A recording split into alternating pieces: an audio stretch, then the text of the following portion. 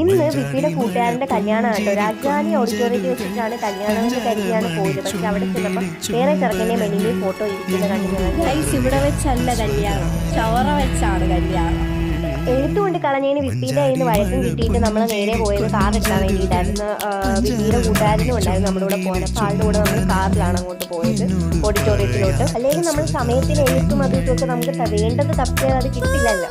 അങ്ങനെയാണല്ലോ അതിൻ്റെ ഒരു ആചാരം വരുന്നത്. നമ്മൾ എത്തിയപ്പോൾ കുറച്ച് ലേറ്റായി പോയായിരുന്നു. സമയത്തിന് എത്തിയ ചരിത്രം പിന്നെ കുറവായതുകൊണ്ട് കുഴപ്പമില്ല. പക്ഷെ നമ്മൾ ചെന്നപ്പോൾ അവിടെ പരിപാടിയൊക്കെ തുടങ്ങുന്നതേ ഉണ്ടായിരുന്നുള്ളൂ. അങ്ങനെ അവർ മാല ഇട്ടിട്ട് അവരിനി ഹാപ്പി ആയിട്ട് ജീവിക്കട്ടെ. അങ്ങനെ കല്യാണം കഴിഞ്ഞിട്ട് നമ്മൾ നേരെ പോയത് ഫുഡ് കഴിക്കാൻ വേണ്ടിയിട്ടായിരുന്നു. ചിക്കൻ ബിരിയാണി ആയിരുന്നു കേട്ടോ. ഒരു വെറൈറ്റി ചിക്കൻ ബിരിയാണി ആയിരുന്നു ഫുഡിന് കഴിക്കാനുള്ളത്. സത്യം പറയല്ല കഴിച്ച് എനിക്ക് വെള്ളത്തിന് എന്തോ ശാപമാണ്. ഞാൻ എപ്പോൾ വെള്ളം കുടിച്ചാലും എൻ്റെ ദേഹത്തിൽ എവിടെ പോയാലും അവിടെ നിന്നിട്ട് നേരെ ഓടിയത് ഐസ്ക്രീം കഴിക്കാനാണ്. അങ്ങനെ ഐസ്ക്രീം ഒക്കെ മേടിച്ചു. ഇത് മാത്രമല്ല കഴിച്ചത്, അവിടെ പിന്നെ ഫ്ലേവർ കൊടുക്കുന്നതിന് പിന്നെ രണ്ടാമതും എല്ലാവരും മേടിച്ച് കഴിച്ചിട്ടുണ്ടായിരുന്നു. മേടിച്ചുകൊണ്ട് വന്നത് ഏതിനകത്താണ് കൂടുതലെന്ന് നോക്കി ഞാനൊരെണ്ണം എടുത്തു. ഇത് കണ്ടപ്പോൾ എനിക്ക് പണ്ട് കല്യാണത്തിനൊക്കെ പോകുമ്പം ഇത് പറിച്ചുകൊണ്ട് കൊടുക്കുന്ന സ്വഭാവം ഉണ്ടായിരുന്നില്ല. കൊച്ചു ആലോചിക്കുമ്പോൾ കുറച്ച് ചിരി വരിക.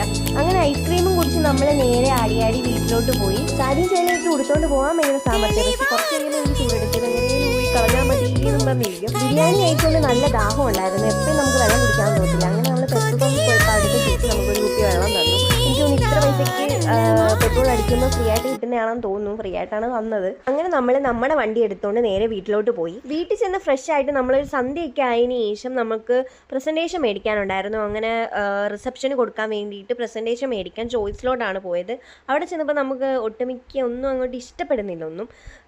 അങ്ങനെ പിന്നെ നമ്മൾ അവിടെ നിന്ന് ഇറങ്ങി. എന്നിട്ട് നമ്മൾ വെളുത്തമണയിലുള്ള ഒരു സൂപ്പർ മാർക്കറ്റിലോട്ടാണ് പോയത്. അവിടെയും കുറേ നേരം നോക്കി കഴിഞ്ഞതിന് ശേഷം നമ്മൾ ഫ്രെയിം എടുക്കാമെന്ന് വിചാരിച്ചു. അങ്ങനെ ഈ ഒരു ഫ്രെയിം മേടിച്ചു. ഇതിൻ്റെ അർത്ഥമൊന്നും നമുക്ക് അറിയത്തില്ലായിരുന്നു. അപ്പോൾ കടയിൽ നിന്ന് പയ്യൻ്റെ അടുക്ക കൊടുത്തപ്പം പറഞ്ഞു ഗിഫ്റ്റ് കൊടുക്കാൻ പറ്റിയത് അവരുടെ പ്രാർത്ഥന എന്തോ എഴുതി വെച്ചേക്കുന്നതാണെന്ന് പറഞ്ഞു.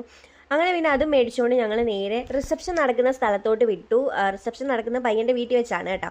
അങ്ങനെ അവിടെ നിന്ന് പയ്യൻ പറഞ്ഞത് ശരിയാണോ എന്ന് നമ്മൾ ഗൂഗിൾ ലെൻസിലൊന്ന് നോക്കിയിട്ടുണ്ടായിരുന്നു. അപ്പോൾ നമുക്കൊന്നും മനസ്സിലായില്ല. പോട്ടെ, എനിവേസ് അത് ചെറുക്കൻ്റെ കൈക്ക് തന്നെ കൊണ്ട് കൊടുത്തു. അങ്ങനെ നമ്മൾ ഫുഡൊക്കെ കഴിച്ചിട്ട് അവിടെ നിന്ന് ഇറങ്ങി.